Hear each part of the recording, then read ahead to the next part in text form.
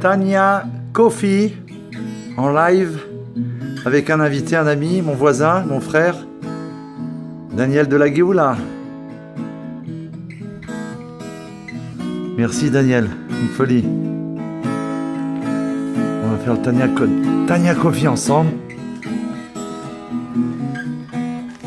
Extraordinaire. Voilà, détendez-vous.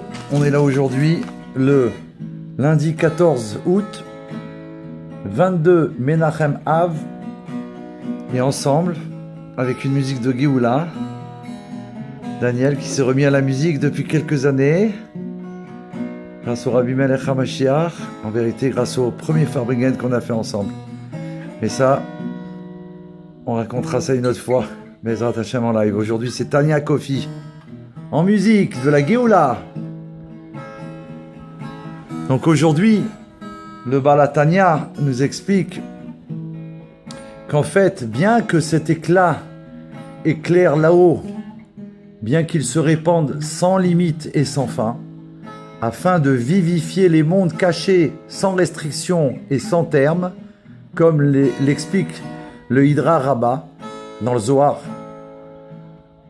Malgré tout cela, en descendant ici-bas, à travers de nombreuses phases de contraction, des tzimtzumim. Tzimtzumim, c'est les contractions, afin de vivifier les créatures de Bria, de Yetzira, d'Asiya, Bria, le monde de la création, Yetzira, le monde de la formation, et Asiya, le monde de l'action dans lequel on se trouve. D'accord ? Il se répartit de façon générale en 613 parties, qui correspondent aux 613 commandements, 613 mitzvot de la Torah.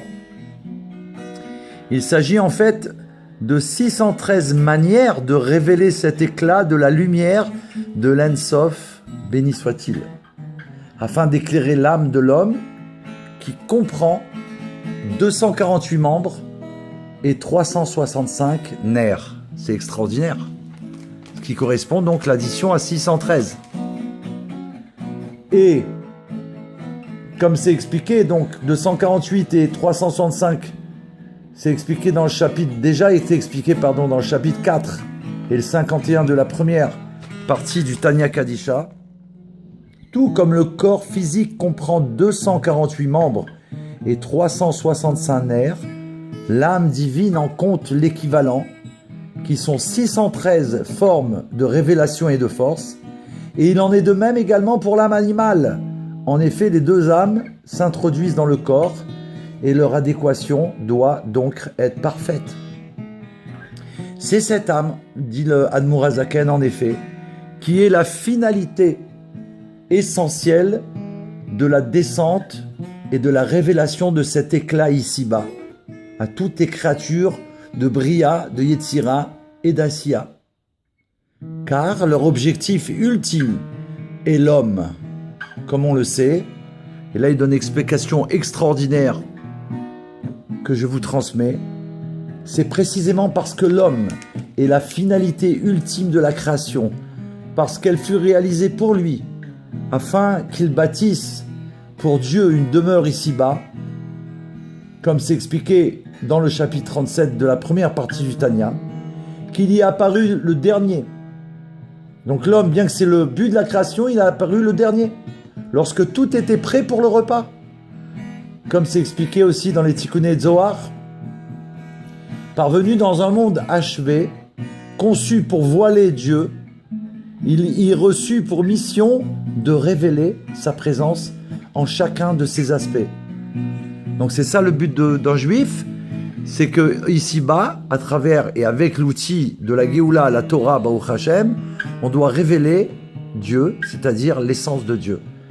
Et comme on l'a appris déjà la semaine dernière, par un chassid du Rabbi Melech HaMashiach, Rav Yaakov Abergel, dans le Dvar Malchut de la semaine dernière, donc c'est pas dans le Tanya d'aujourd'hui, que Dieu a créé le corps d'Adam Arishon en premier, et ensuite il lui a insufflé son âme.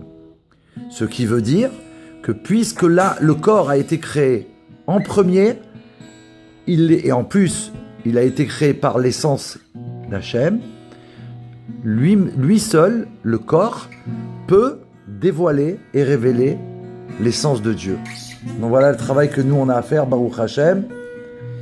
Mais en réalité, donc comme on l'a vu, l'objectif ultime est l'homme, c'est de révéler Dieu dans le monde. Mais en réalité, ce chiffre est uniquement global.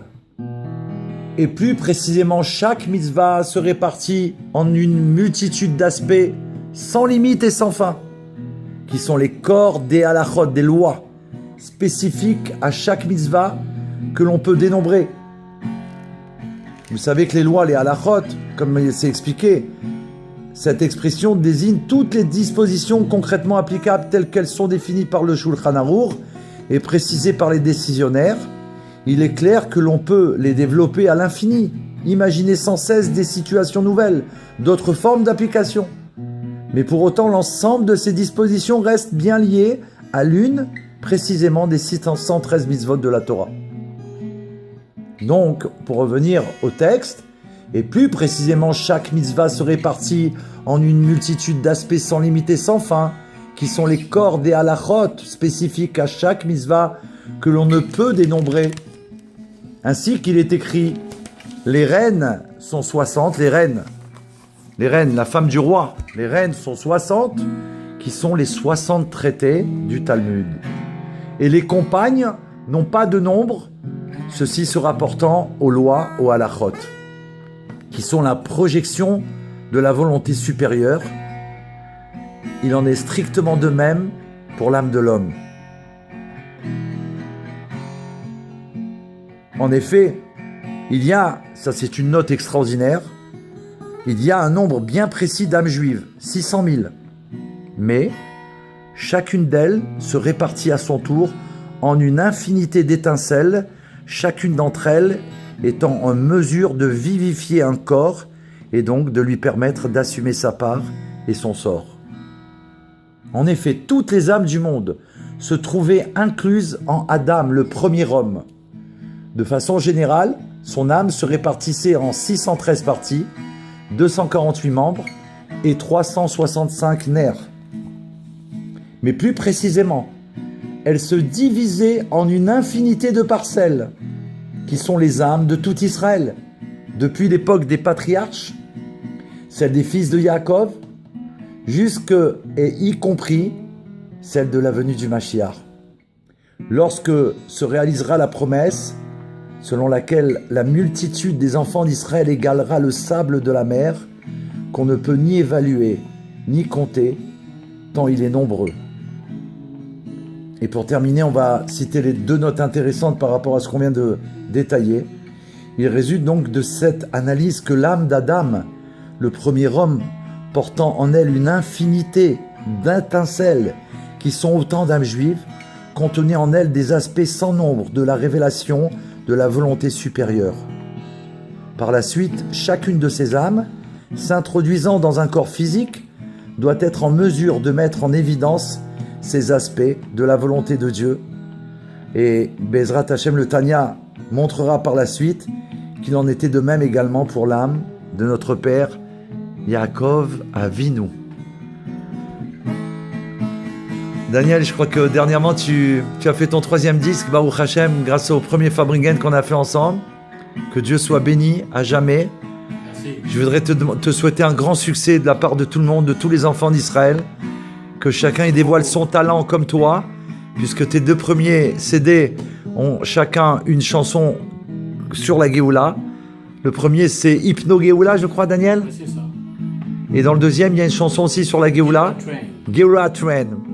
Et dans le 3e, alors là, c'est une bracha spéciale, puisque grâce au Shabbat qu'on passe ensemble, Qui s'appelle une fois on a Brand parlé New Tambourine. Brand New- Du tambourin. le tambourin de Myriam, donc pour la préparation de la Géoula. Voilà. Tu peux nous jouer cette musique, on va se quitter comme ça avec nos frères, et on te souhaite le succès de la Géoula. Tania Kofi en direct, avec Daniels de Daniels.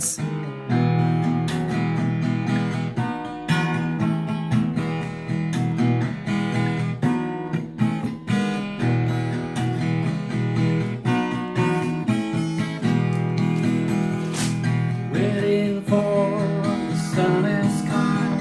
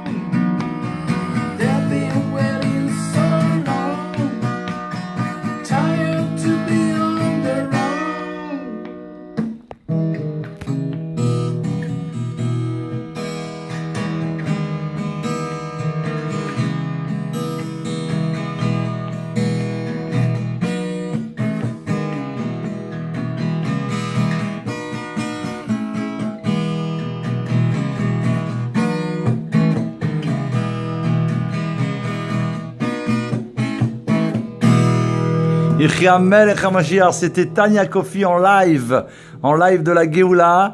Merci Daniel, un succès mondial, comme le Tanya Kofi, c'est Tanya Kofi mondial. À très bientôt, Bezrat Hashem. Yechia Melech HaMashiach. Retzonenu lirotam et malkenu now.